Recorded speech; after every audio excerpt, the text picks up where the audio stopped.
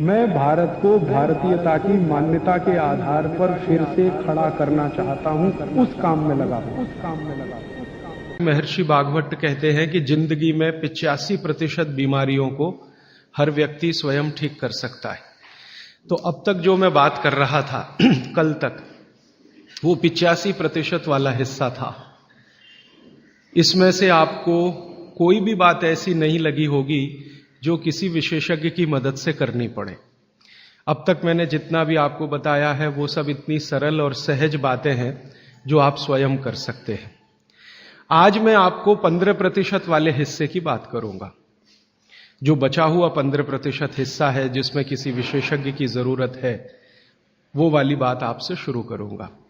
लेकिन आज आप महसूस करेंगे व्याख्यान खत्म होने के बाद कि अरे ये 15% भी हम कर सकते हैं। भागवत जी की यही खूबी है। वो ये मानते हैं कि दुनिया का हर व्यक्ति विशेषज्ञ हो सकता है। और वो ये भी एक जगह लिखते हैं कि मैं अकेला भागवत नहीं, मेरे बाद और भी हो सकते हैं।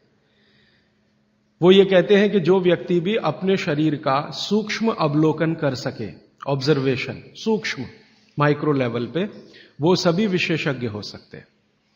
तो विशेषज्ञ चिकित्सा के स्तर पर आज मैं उनका एक अध्याय आपके सामने लेता हूं। ऐसे उन्होंने लगभग 40 से ज्यादा अध्याय लिखे हैं, उसमें से एक मैं शुरू करता हूं।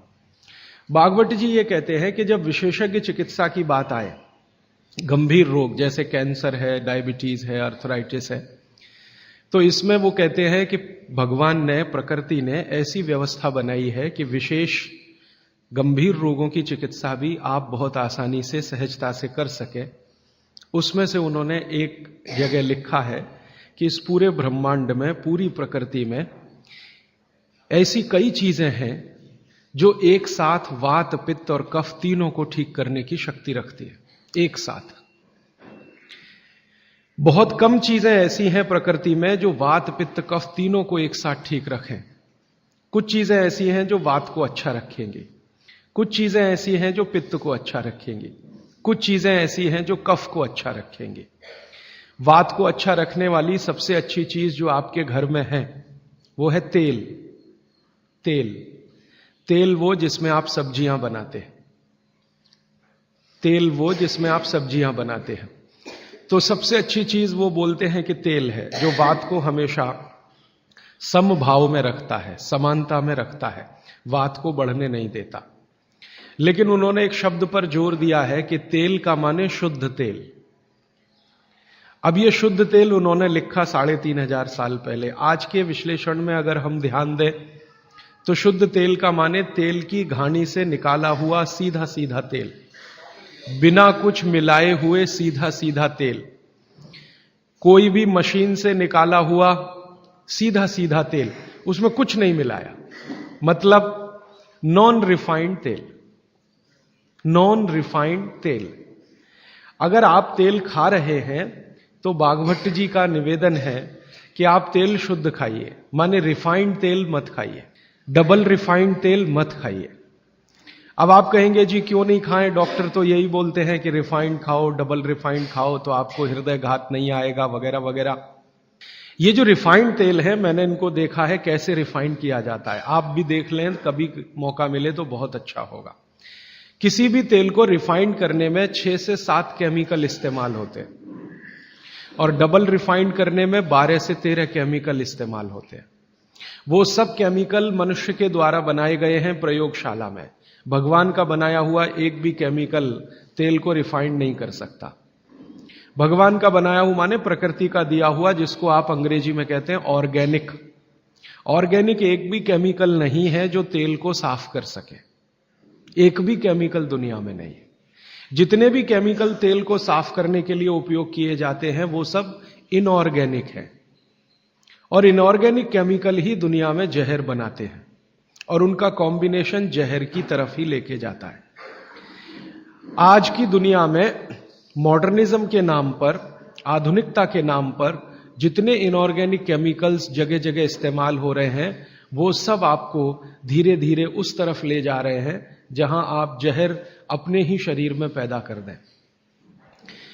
इसलिए रिफाइंड तेल डबल रिफाइंड तेल गलती से भी मत खाइए।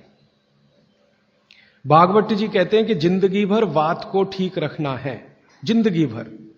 तो वात को ठीक रखने के लिए सबसे सरल चिकित्सा वो बोलते हैं वो तेल का ही है। वो कहते हैं शुद्ध तेल खाइए। शुद्ध तेल माने घानी से निकाला हुआ तेल। अब आपके मन में दो प्रश्न आएंगे तुरंत कि शुद्ध तेल में तो बास बहुत आती है। हां, सीधा प्रश्न। दूसरा प्रश्न आएगा जी शुद्ध तेल बहुत चिपचिपा होता है, गाढ़ा होता है, चिपचिपा होता है और बास अलग से आती है। हम लोगों ने जब शुद्ध तेल पर भारत देश के कुछ वैज्ञानिकों की मदद से काम किया, एक तरह से कहें रिसर्च किया, तो पता चला कि तेल का जो चिपचिपापन है वो उसका सबसे महत्वपूर्ण घटक है।